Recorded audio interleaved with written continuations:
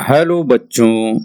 आज जिस कहानी को आप लोगों को मैं सुनाने जा रहा हूँ, यह कहानी काल्पनिक है, लेकिन कहानी सुनने पर आप लोगों को ऐसा महसूस होगा कि कहानी बिल्कुल सत्य है, क्योंकि कहानी रहस्य से भरी पड़ी है। आप लोगों के दादा दादी तथा नाना नानी परियों या राजा रानी की कहानी सुनाते हैं। उसी प्रकार मेरे बचपन में जब मेरे दादाजी जाड़े के मौसम में रात के अंधेरे में आग के पास बैठकर कहानी सुनाते थे, भले ही किसी का चेहरा कोई अंधेरा में नहीं देख पाता था, लेकिन कहानी सुनने के लिए बड़ी उत्सुकता रहती थी।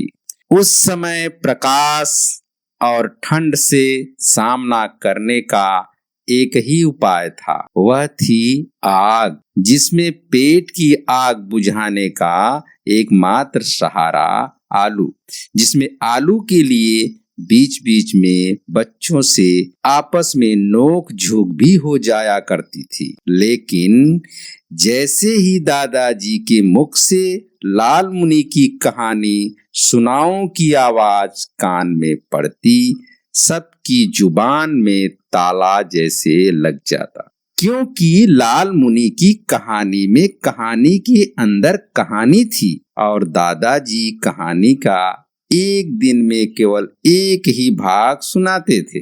कहानी कुछ इस प्रकार है। बहुत समय पहले की बात है। धारा नगरी में एक राजा राज्य करते थे।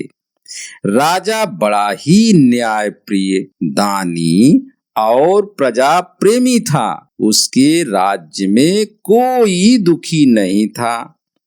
प्रजा भी राजा से बहुत प्यार करती थी। उसी नगर में एक विधवा माँ अपने इकलौते बेटे के साथ जीवन यापन कर रही थी। पति की अकाल मृत्यु के बाद वह पूरी तरह जिंदगी से ऊब चुकी थी। वह भगवान से प्रार्थना करती रहती थी कि हे भगवान, मेरे बेटे को कहीं रोजी रोटी लग जाती तो मैं गंगा मैया का दर्शन करती। लेकिन शायद यह भगवान को मंजूर नहीं था।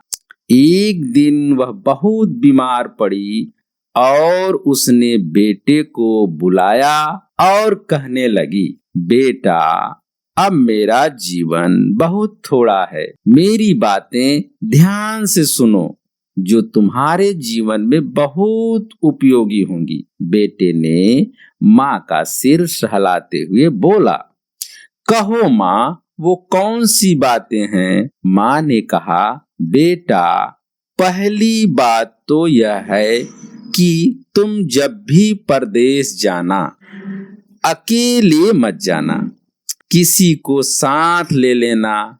दूसरी बात, जब कोई तुम्हें कुछ खाने को दे तो पहले तुम मत खाना, पशु पक्षी को खिलाना। तीसरी बात, जब कहीं बैठना या सोना तो अच्छी तरह से स्थान को देख लेना।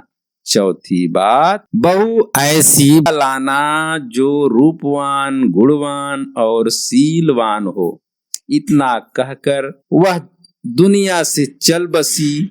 माँ के कुछ वर्ष गुजरने के बाद बेटे ने सोचा, कहीं परदेश जाकर मेहनत मजदूरी करके जीवन यापन करूं। उस समय जब कोई परदेश या यात्रा पर जाता था तो लोग उसे मुसाफिर पुकारते थे। मुसाफिर जैसे ही अपने नगर को छोड़ा, थोड़ी दूर जाने के बाद उसे अपनी माँ की पहली बात याद आई कि बेटा, जब भी परदेश जाना अकेले मत जाना। लेकिन मुसाफिर किसको साथ ले, यह बात समझ में नहीं आ रही थी। इसी उधेड़ बुन में वह आगे बढ़ा जा रहा था कि एक जगह थोड़ा पानी था, जिसमें एक केकड़ा अपने जीवन के शेष दिन गिन रहा था। मुसाफिर ने उस केकड़े को उठाकर जेब में रख लिया और आगे चल दिया। बहुत दूर जाने के बाद उसने सोचा कि कहीं पेड़ के नीचे थोड़ा आराम कर लूं। चूंकि मुसाफिर जिस पेड़ के नीचे आराम कर रहा था वह बरगद का बहुत पुराना और घना पेड़ था और उस पेड़ पर एक सर्प और एक कौवा रहते थे जिसमें बड़ी गहरी दोस्ती थी। दोनों एक दूसरे के लिए जान भी देने के लिए तैयार रहते थे। कौवे ने सर्प से कहा, दोस्त, जो मुसाफिर पेड़ के नीचे सो रहा है उसको आप डस लेते तो वह मर जाता और मैं उसको अपना भोजन बनाता। दोस्त की बात सुनकर सर्प पेड़ से नीचे उतरा और मुसाफिर को डस लिया। थोड़ी देर बाद कौवा पेड़ से नीचे उतरा और लगा सोचने, कहां से खाऊं, मुंह की तरफ या पैर की तरफ से। कौवा यह सोच ही रहा था कि केकड़ा मुसाफिर की जेब से निकलकर कौवे की गर्दन कसकर पकड़ लिया। जब कौवे की गर्दन केकड़े ने पकड़ लिया तब कौवा कांव कांव करके अपने दोस्त को पुकारने लगा। केकड़े ने कहा, जब तक तुम अपने दोस्त से मेरे दोस्त की जान नहीं बचाते हो तब तक मैं तुम्हारी गर्दन नहीं छोड़ूंगा।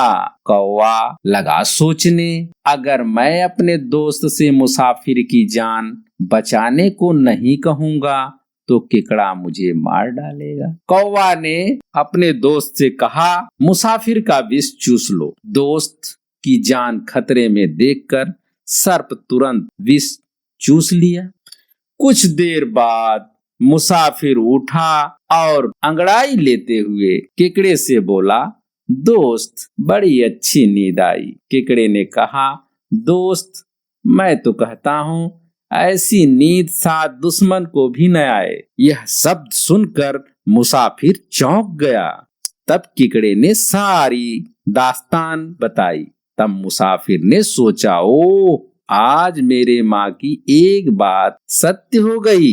दोस्ती की ऐसी मिसाल देखकर मुसाफिर उठा और केकड़े को फिर से जेब में रख लिया। चलते चलते कई दिन के बाद मुसाफिर समुद्र के किनारे पहुंचा और लगा सोचने, अब कहाँ जाएं? मुसाफिर को चिंतित देखकर केकड़े ने कहा, दोस्त, क्या सोच रहे हो? मुसाफिर ने कहा, दोस्त, अब कहाँ जाऊं और कैसे जाऊं? तब केकड़े ने कहा, दोस्त, कहीं जाने की जरूरत नहीं है, मुझे इस सागर में छोड़ दीजिए क्योंकि इससे बड़ा जल स्थान मुझे नहीं मिलेगा। मुसाफिर ने कहा, सत्य कह रहे हो दोस्त। इतना कहकर मुसाफिर केकड़े को जेब से निकाला और केकड़े को सहलाते हुए बोला, दोस्त, एक दूसरे से जुदा होने की इच्छा नहीं कर रही है। केकड़े ने कहा, दोस्त, अलग होने का कष्ट जितना आपको है उतना मुझे भी है, जबकि हम दोनों एक सफर के दोस्त हैं। मुसाफिर ने कहा, दोस्त, आपने जो मेरी जान बचाई है मैं उसका ऋण कैसे चुकाऊं? केकड़े ने कहा, अगर दोस्त के काम न आए तो मित्रता कैसी? मित्र वह होता है जो संकट की घड़ी में काम आवे। उधर समुद्र की लहरें बार बार हिलोरे मार रही थी। मानो ऐसा लग रहा था कि सागर भी केकड़े के परमार्थ कार्य पर गर्व महसूस कर रहा है कि आज एक छोटा सा जलजीव एक मनुष्य के जीवन को बचा लिया है। मुसाफिर बहुत सोचने के बाद कहता है, चलो दोस्त, अब तुम्हें अथाह सागर में छोड़ते हैं जहां तुम अपना जीवन आनंद पूर्वक बिताना। केकड़ा कहता है, हाँ दोस्त, इसके लिए आपको धन्यवाद, लेकिन दोस्त, जब तक मैं सागर में से वापस न आऊं तब तक आपको मेरा इंतजार करना होगा। इतना कहकर केकड़ा सागर की गहराइयों में 7 बार डुबकी लगाया और फिर बाहर आया और मुसाफिर से कहने लगा, दोस्त, यह 7 लाल मणि मैं तुमको उपहार में देता हूँ, इससे तुम धन धान्य से पूर्ण हो जाओगे, लेकिन यह लाल मैं तुम्हारे दोनों जांघों में चीर कर रख देता हूँ और फिर बंद कर दूंगा, जिससे कोई रास्ते में जान न पाए कि तुम्हारे पास क्या है। लेकिन रास्ते में कोई कितना भी रोके रुकना नहीं, क्योंकि रास्ता ठगों लुटेरों का है। बच्चों, अब इस कहानी के इस भाग को मैं यही समाप्त करता हूँ। अगले भाग में हम लोग जानेंगे क्या मुसाफिर को ठग मिले या नहीं।